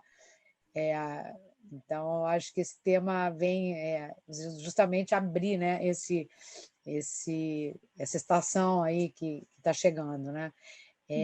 Pelo menos risco de muita água, né? Porque a gente está passando por risco de pouca água. Eu estou aqui vendo queimar toda a minha região e a gente está acompanhando a falta d'água, né? Essa estiagem prolongada que a gente está vivendo, cada ano está pior e mais quente.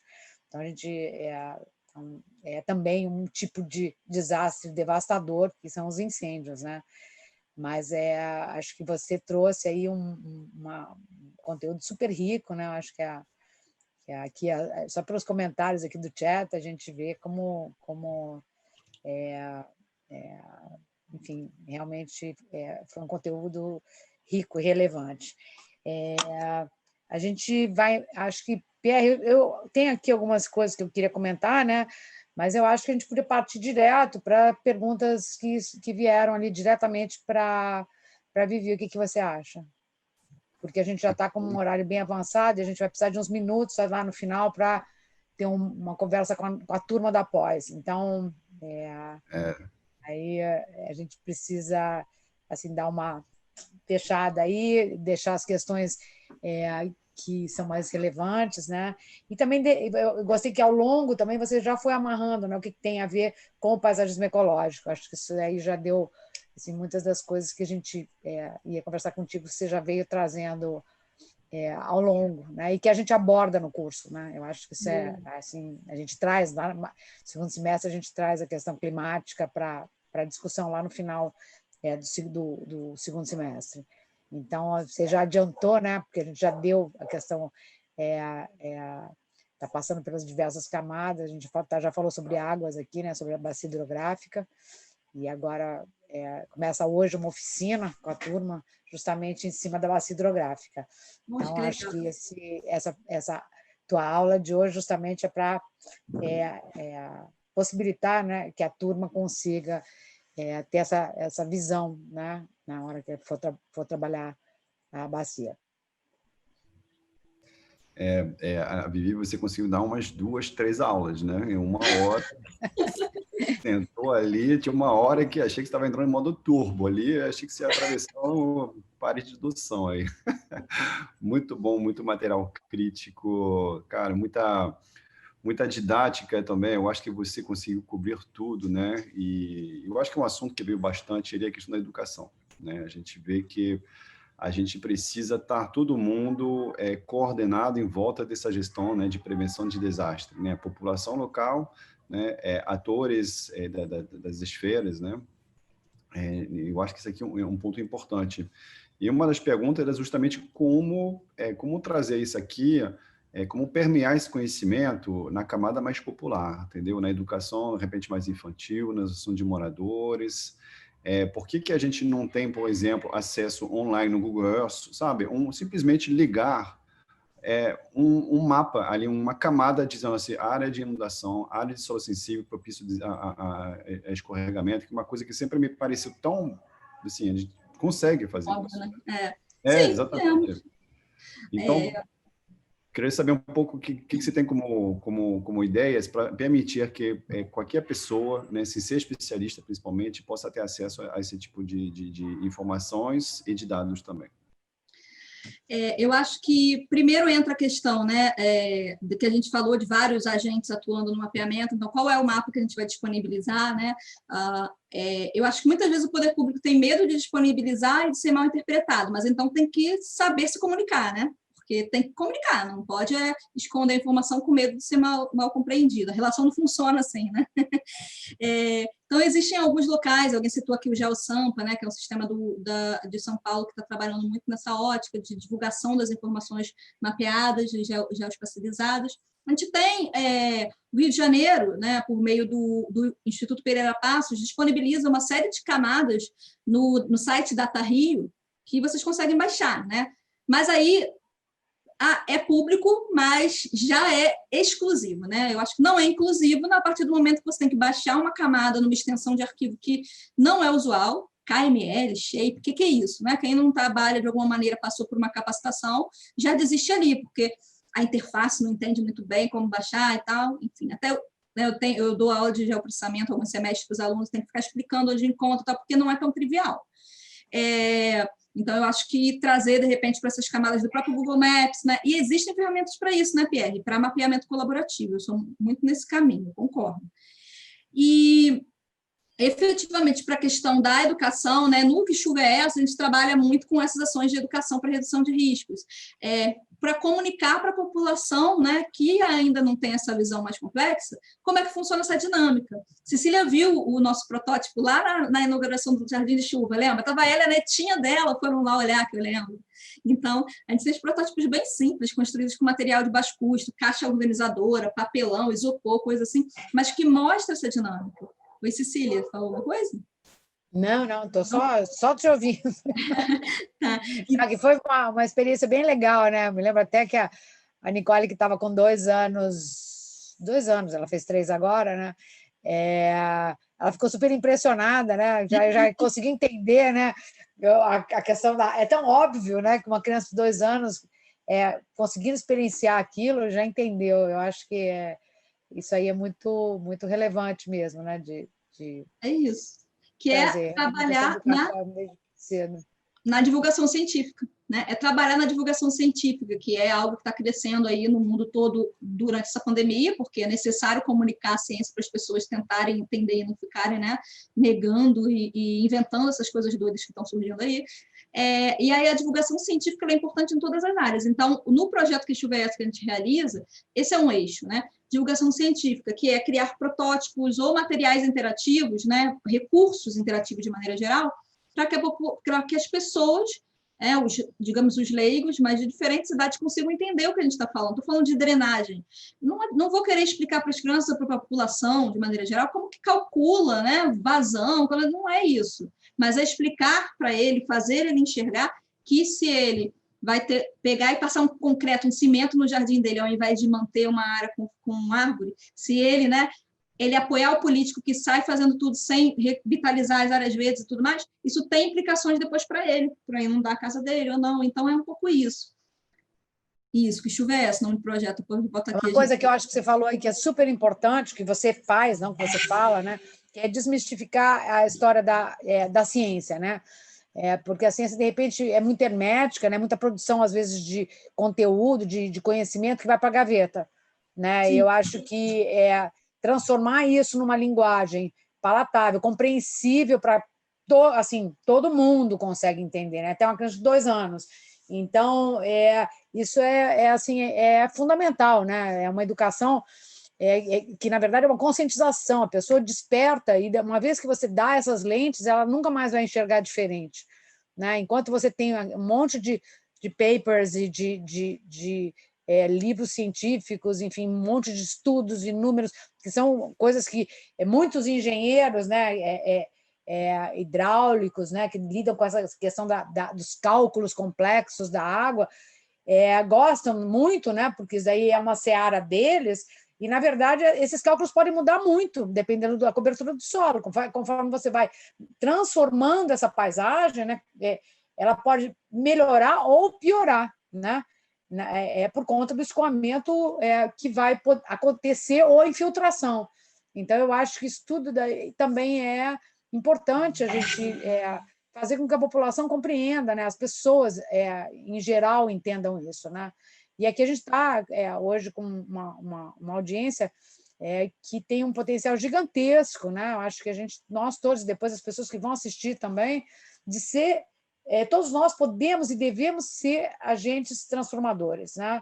Então, isso que eu acho que você está colocando tem que passar. Eu sempre falo, né, que a gente passa a ser, quando a gente começa a ter muito conteúdo, a gente estuda, de repente a gente começa a germinar, né, assim, dar sementes, né, e a gente começa a precisar semear, né, essa hora que a gente espalha as sementes, esse momento que a gente está aqui, né, semeando conhecimento, e aí que cada um também possa florescer e, enfim, espalhar as suas sementes, que eu acho que isso é a única coisa que a gente pode fazer na nossa escala, a escala do braço, para a gente não se sentir absolutamente impotente o tempo todo, né? Que eu acho que é uma sensação muito ruim, né? Que a gente vê as coisas fora do nosso controle, fora da nossa alçada, dá uma frustração tremenda, e então cada um de nós, né, se transformar nesse agente transformador dentro da sua alçada, dentro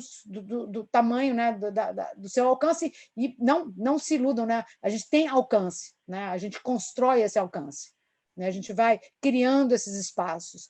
Então, eu acho que todos aqui, todas, né, as mulheres também, né, porque muitas vezes a gente tem que dar alguns murros na mesa para ser ouvido, né, Vivi? Estamos passando...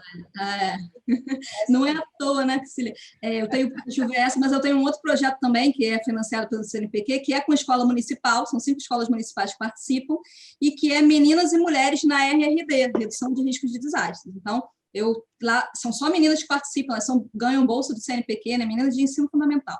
Tem 15 meninas no total, 5 professoras, e a gente, na verdade, eu apresento questões ambientais e de tecnologias de maneira geral, mas sempre tentando fazer algum recorte junto com a questão dos riscos e desastres, porque a gente precisa, sim, também fortalecer, né, dar voz. Se a gente que, né, não está em início de carreira, né, Cecília, já tem a nossa posição reconhecida, às vezes tem dificuldade nesse sentido, que dirá quem está começando. Falei murro na mesa, mas eu não dou murro na mesa, tá? Eu tenho uma estratégia super boa, né, bem sexy para convencimento.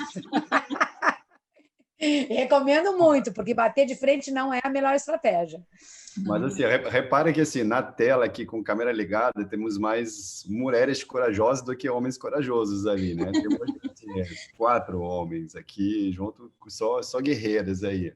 Porque eu acho que justamente essa cultura de não ligar para risco, dizer que tudo pode, que já resolve, é uma cultura muito masculina, de ir para cima e de jogar concreto, de asfaltar tudo que a gente resolve.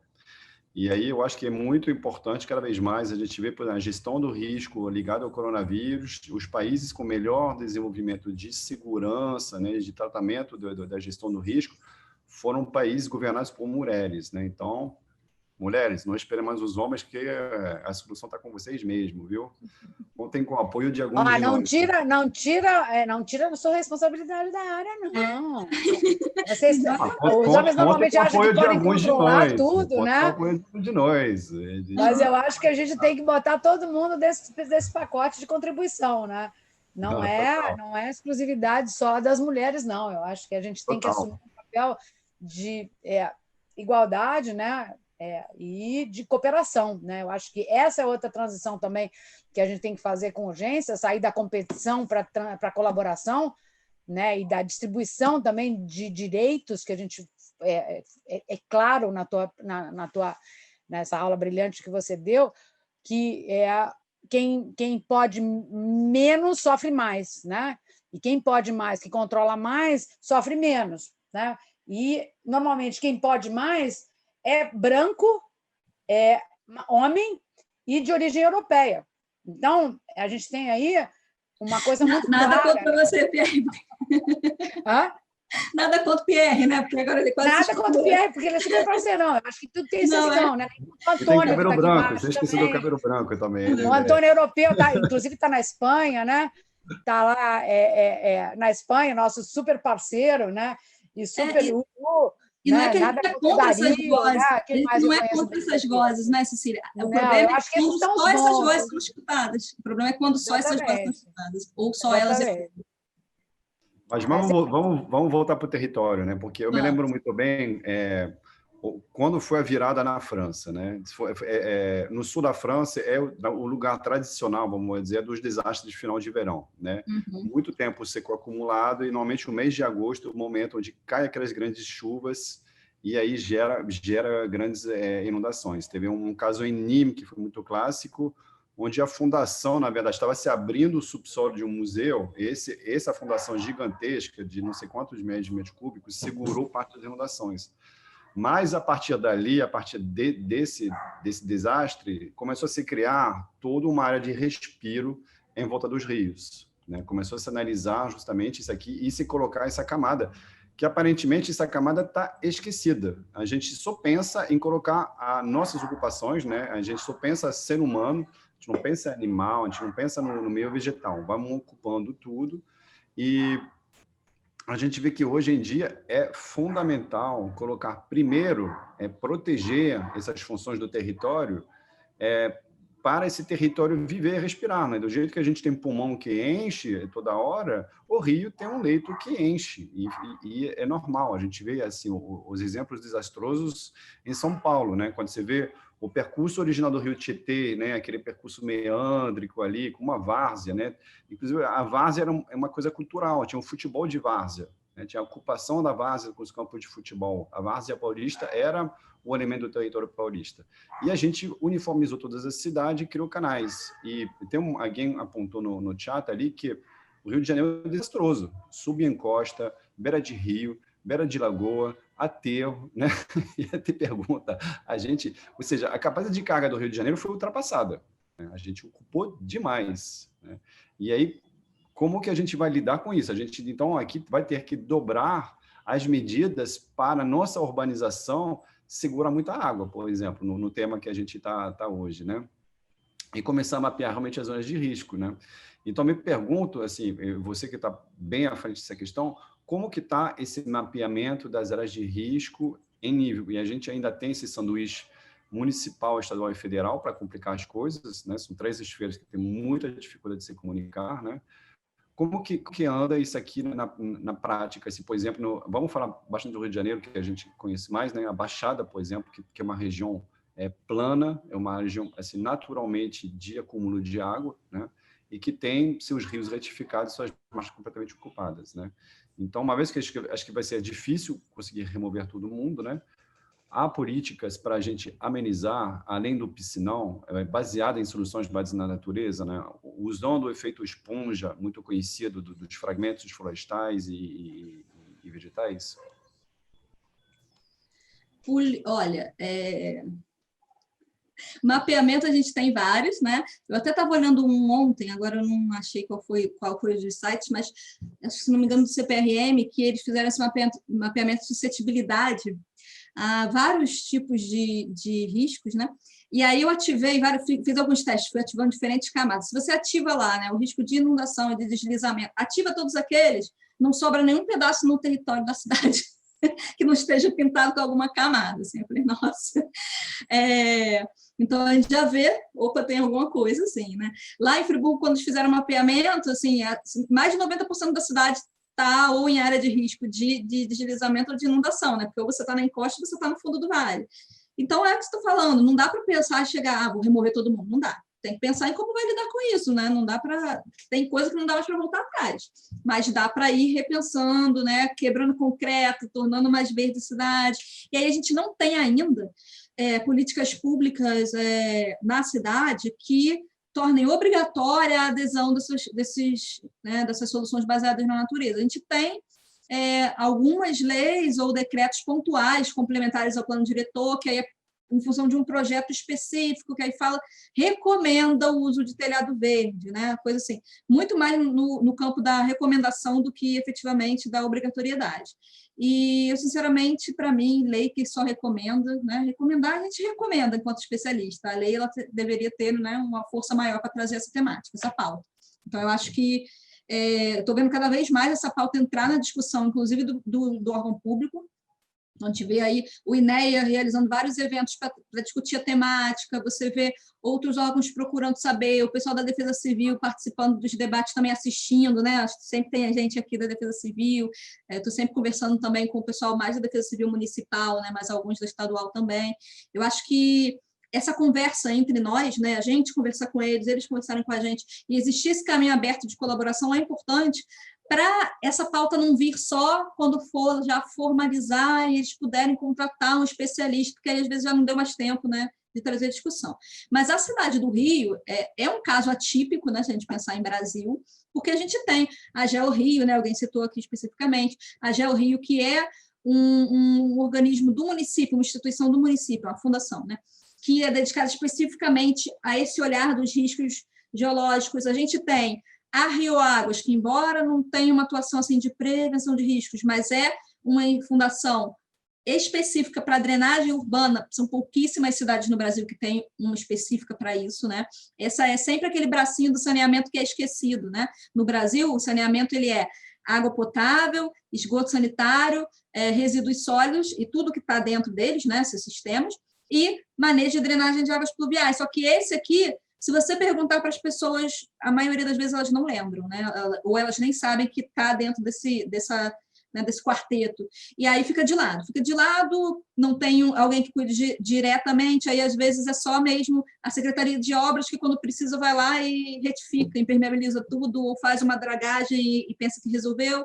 E então isso fica muito numa pauta secundária e ainda reativa, embora na política pública não seja isso que é tratado.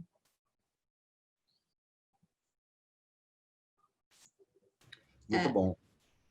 Eu acho que tem uma pergunta que veio também sobre gestão, né? Eu acho que a gente tem muita política aqui de instalação, né? Entre aspas, né? Se cria um monte de obras, mas raramente se pensa de fato, efetivamente, na gestão territorial. E a gente vê muito nas alternâncias de mandato, as alternâncias de mandato político, reformulações excessivas também de sistema, né? E aí, nesse sentido, a gente tem um exemplo de gestão de recursos hídricos, que é o Comitê de Bacia Hidrográfica, né? Você entende que esse modelo poderia ser um modelo também na sua componente riscos e desastre também? Porque, assim, já vou adiantar que eu acho que o modelo de territorial é um dos mais pertinentes que existe, a bacia hidrográfica, né? Mas não seria interessante ou acoplar ou criar alguma coisa que funcione também nessa escala da bacia hidrográfica? Sim.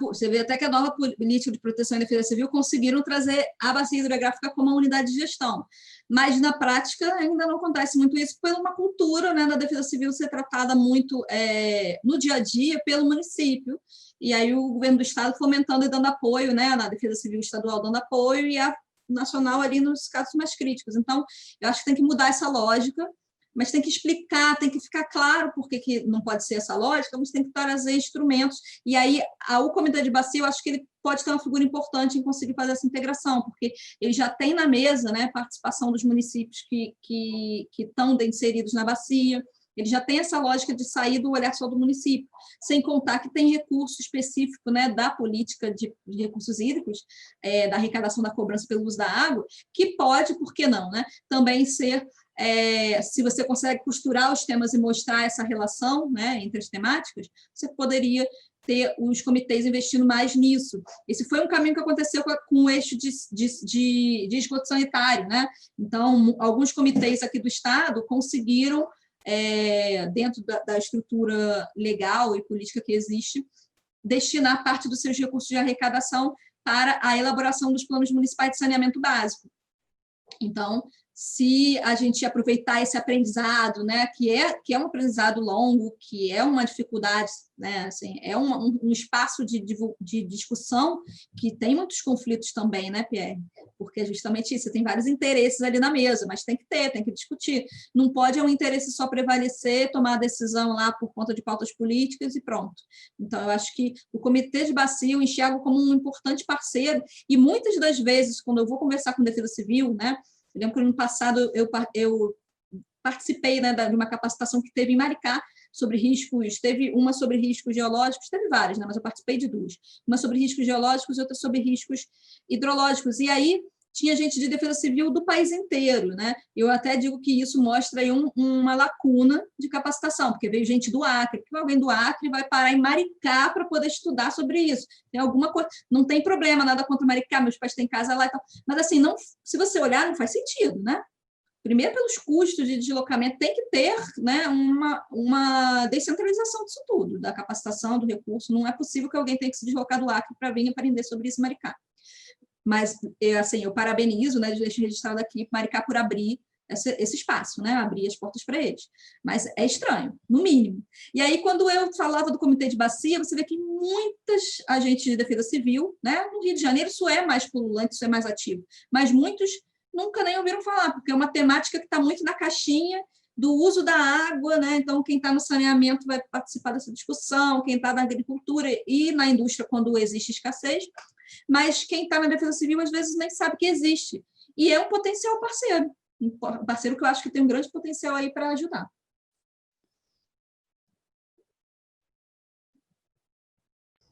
Tem uma pergunta aí que veio sobre agricultura urbana, né? Assim, você entende que esse uso dessa técnica possa ajudar em amenizar o escoamento superficial? Eu acho que depende de como ela é feita, né? Porque assim, a agricultura urbana, muitas vezes, quando a gente fala disso, a gente está falando numa escala muito pequena, né? Então, as pessoas às vezes se envolvem, mas é vazio, pendurado em casa, e aí não tem uma capacidade, né? Eu digo até na minha não tem espaço, não tem quintal, então tem alguns vasinhos ali com algumas coisas de hortinha que eu uso para tempero, mas não é agricultura, né? Que eu acho que é o que a maioria ainda faz. Mas eu acho que no subúrbio, nas comunidades, isso pode ter um grande potencial, né? Que vai agregar vários benefícios. Tanto aqueles telhados que antes né, eram apenas um caminho de passagem rápida da água, da chuva, agora podem ser telhados, né, trabalhando sobre a ótica do telhado verde, mas assim, não, talvez nem com aquela estrutura, né, tradicional do telhado verde, mas a agricultura nesses telhados, pensando até com a segurança alimentar, né? Você vê que eu vi aí algumas pesquisas que rolaram durante a pandemia e algumas reportagens sobre isso, e a camada com menor poder aquisitivo se alimenta muito mal, né? A gente não tem acesso a verduras e legumes de qualidade. A gente vê isso com muita clareza, assim, você vai no mercado, eu moro no subúrbio do Rio, né? Você vai no mercado no subúrbio do Rio, não dá nem para comprar fruta e verdura lá, porque é tudo cheio, é tudo esquisito, amassado, né? Preto, estragado. Aí você consegue num hortifruti, num negócio assim. Você vai no mercado da Zona Sul, é outra coisa. E por quê? Né? Por quê? As pessoas têm direitos diferentes de ter acesso, né, a isso. Aí você nem estimula, você chega lá e vê aquela cenoura toda murcha, aquele alface todo velho, não compra isso não. Então, quando você entra no mercado e vê tudo aquilo colorido, bonito, aí tem a questão do agrotóxico, estou falando, né, de preferência de agricultura orgânica. Você já tem um outro estímulo, né? E você trabalha também com os sentidos da pessoa, tem tudo isso também. E as escolas, né? Tem uns projetos bem legais em escolas que podem agregar também. Por que a gente não pode trazer jardim de chuva para as escolas e colocar lá plantas alimentícias para poder alimentar, trazer para a merenda das crianças? Eu acho que tem que se pensar em integrar os benefícios, né? Teve uma pergunta lá atrás falando de parques nos fundos dos vales, né? E aí eu queria assim um pouco do teu olhar, né? Parques só no fundo dos vales, parques qual o valor dos parques na cidade, né? Para além da pandemia, para além de N outras, né, da saúde, tal. A gente está falando hoje aqui realmente da questão da água, do risco de desastre causado por excesso de água, né? Chuvas fortes, né? Então, E a gente também está falando sobre paisagismo ecológico, né? Sobre soluções baseadas na natureza. Então, eu queria o seu olhar mesmo assim, sobre parques, né? Porque os parques, nas nossas administrações, aqui no Rio de Janeiro, principalmente, são espaços vistos como espaços vazios, onde metem tudo lá, escola, UPA, até teatro, né? em pracinha, né? Cimentam, enfim. Eu queria esse teu olhar, né? Porque uma das queria ter um olhar sobre os parques urbanos, que neste momento, né, talvez seja um momento até de retomada da importância do parque urbano. Mas a relação do parque com a redução de desastre. Ele pode ter várias funcionalidades. A prevenção, né? A prevenção, a redução do risco também, né? Eu acho que ele tem várias funcionalidades, e aí, como a gente está falando, você tem que olhar sob o ponto de vista da bacia. Em que ponto da bacia está aquele parque? Na área mais baixa, né, ali no fundo do vale, esse parque está sendo implementado, e ele é importante para que as pessoas não morem na área que é de expansão do rio. Né? Então, é o que eles chamam dos parques fluviais, tem vários nomes, né, diferentes aí. E ele é importante, só que ele tem que ser bem aproveitado, porque se você só implementa o parque, vai acontecer ou o que você disse, né, Cecília, bota o parque, mas aí joga um monte de quiosque de concreto e uma ciclovia lá também permeabilizada, quer dizer, perde a função sob o ponto de vista ecológico. Até, né, você deixa de ter ocupações fixas ali, o que minimiza a exposição das pessoas, mas você não está tendo uma contribuição tão grande em termos de minimizar ainda mais essa questão. Né? Então, esses parques de fundo de vale eles vão ser importantes para quando chover muito, essa expansão que acontece, né, do leito do rio por conta das características hidrológicas, ela aconteça sem atingir as pessoas. Mas precisa ser aproveitado, né, como eu falei de novo, com os vários benefícios e articulações de políticas públicas. Então, um parque no meio da cidade, que só está ali sem mais nenhum uso, fatalmente, pensando no Rio de Janeiro, vai ser ocupado. Seja com o que for, se for, vai ser negócio ou vai ser casa, daqui a pouco virou as costas e vai estar sendo ocupado. Então, eu preciso dar uma função cultural, uma função social, realizar eventos, né? Trazer, de repente, programas de saúde, de exercício, né? De esportes para aquele local. Então, a população precisa se apropriar daquele espaço e começar a usá-lo, né? Porque tem vários benefícios associados a isso, e entender que aquele espaço é um novo espaço para ela usufruir, e não um espaço que agora ela não tem mais direito de usar. Né? Eu acho que muitas vezes essa visão ela é invertida. Mas é importante a gente ter também os parques e as áreas verdes nos pontos mais altos e ao longo do trajeto da água, que é para ir, né, quebrando a energia dessa água que tá escoando e também retendo, né, segurando parte dessa água ao longo do caminho, para que o que chega lá no fundo do vale, aí não só, né, da elevação do nível do rio, né, por conta dos outros canais de drenagem chegarem, mas o que drena pela superfície ser retido aos poucos. E aí eu acho que os parques têm importância, mas a gente pode trabalhar também com as praças em menores escalas e, né, com as medidas na escala dos lotes. Então, inclusive nas estruturas públicas, né, escolas, postos de saúde, por que não trabalhar um pouco mais isso? Mas trazer uma regulamentação que force um pouco mais a iniciativa privada também a aderir. Muito obrigado, Vivian. Eu só vou colocar uma coisa aqui que a Marlene colocou, né, dos parques lineares. A gente costuma dizer parques fluviais, porque um parque linear, na verdade, é um parque um parque em linha, né?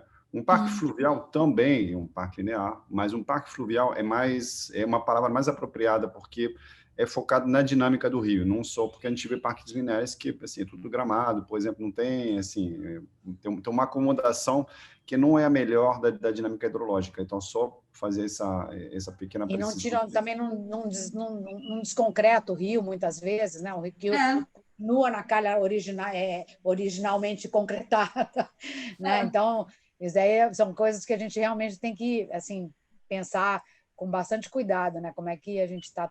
Por exemplo, o Parque Madureira, fiquei chocado. Um dia a gente foi fazer uma visita técnica, lembra, Pierre? E aí a gente estava andando, né? Já com o pessoal lá, enfim. E aí eu comecei a sentir um cheiro. Aí eu falei, gente... Aí eu descobri que ao lado do parque corre um canal cheio de esgoto.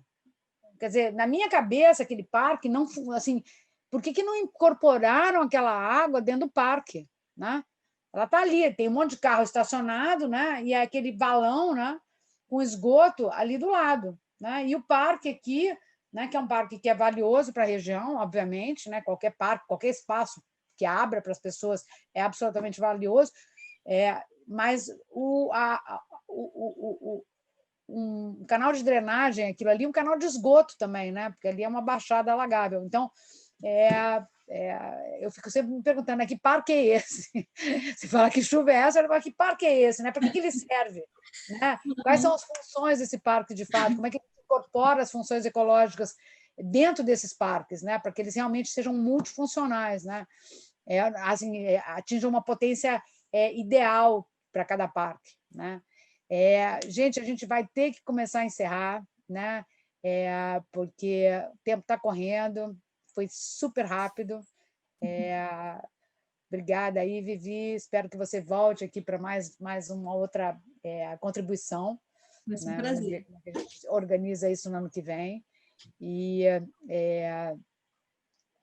obrigada aí a presença de todo mundo que não é aluno, e os alunos, a turma aula deles, né? Então a generosidade deles também receberem todo mundo, né?